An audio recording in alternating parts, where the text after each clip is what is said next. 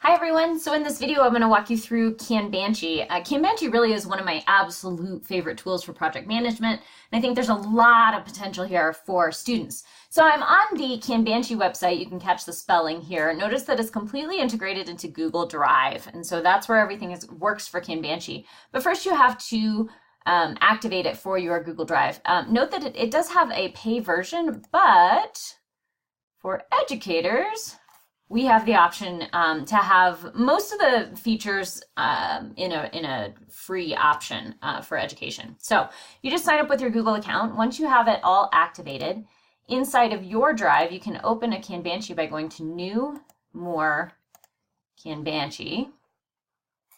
And it's going to go ahead and open a Kanbanchi.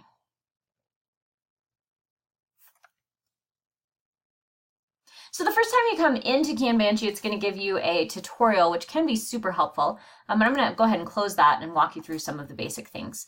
So let's say that I want to use this for a research paper. All right, so I can give my board a name, research paper, and then I have various settings here. I really like the tags in Kanbanchi. So let's say I want to make my red tag source information, and I want to make my orange one notes, for example, and I'll show you what that looks like in just a minute. So that's where my settings are for the board. If I click on activity, it will show me absolutely everything that's happened in a board, including if other people have come in and worked on the board, it'll show me all of that. So that's a nice way as an instructor to be able to keep track of what's been going on with a particular project. Your initial board is going to have just 3 categories: to do, doing, and done, which is actually a really powerful way to think about project management. So if I were doing creating a research paper, I could say to do, find a primary source, take notes on my primary source,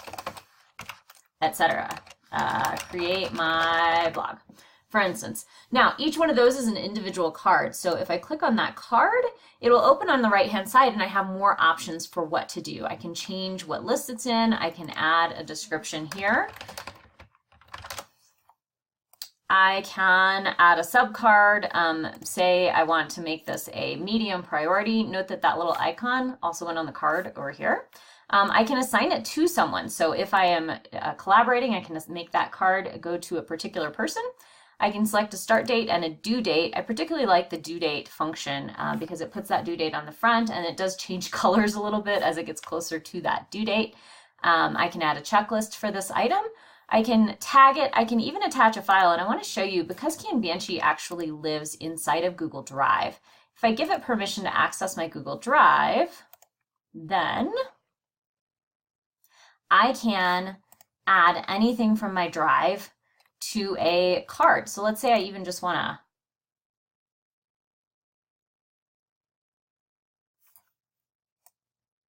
sort through my drive and then find a particular file. I can hit select, and it's going to add that right to the bottom of a card, which can speed me up a lot when I'm looking for what I need. And then this is comments between collaborators as well that can all happen in here. Now, note that if you click on here, this is the timing, and the timing button is part of the upgraded plan that's not available for educators. So, but the card details and activity, both of those work. The other thing I wanted to note is, remember earlier we set up those tags? I can click on one of those tags now and add it. It'll actually show on the card itself. So super neat features once you get kind of deeper into that.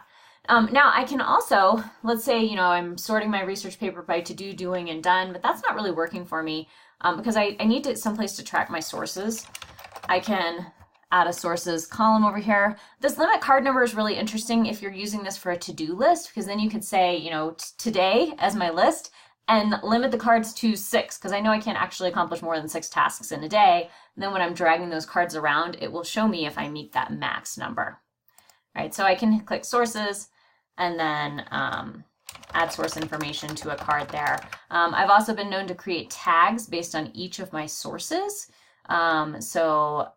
Create a tag for Smith, and then when I'm taking notes in my other columns, I use that tag to track what pieces of information came from what source, which makes writing my papers a whole lot easier later.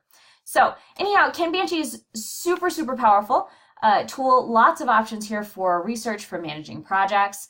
and that free version is available. I wanted to show you that what happens is you have a Kanbanchi folder inside of Google Drive, and that's where by default it will add your Kanban boards, but you can move them around as well into your own folders kind of as you want to. So here's my research paper folder, and here's the Kanban board that I have located there. So anyhow, really great tool, and it'll be fun for you to try it out.